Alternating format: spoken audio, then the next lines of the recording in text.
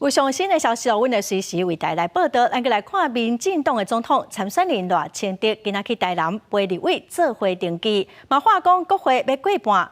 早起副总统的参选人萧美琴嘛甲国际媒体见面，萧美琴是强调讲，美国甲中国拢希望讲维持台海和平，民进党哦嘛愿意搭对话、沟通对话。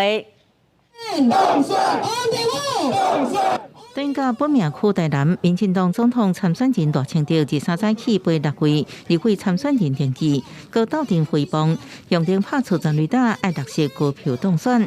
赖清德表示，伊甲萧美琴拢是台南出身，希望即摆用突破过去台南得票的记录。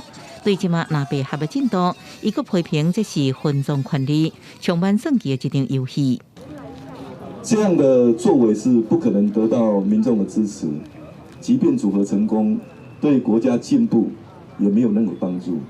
我们有信心，也有决心，可以带领台湾在波涛汹涌的局势当中稳健的前进。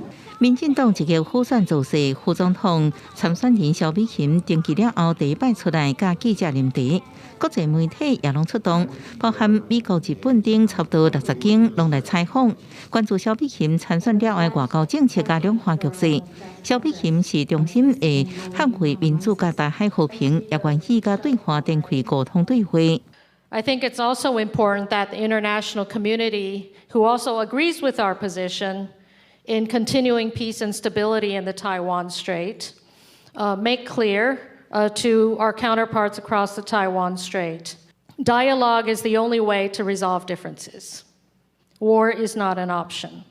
日本媒体是咧问，南北合民调会超过偌少倍？萧美琴表示，民调起起伏伏，重点毋是南北是毋是合作，是如何互家己更较好。家己甲赖清德有真侪互补，更较重要是彼此拢有共同的价值理念。记者综合报道。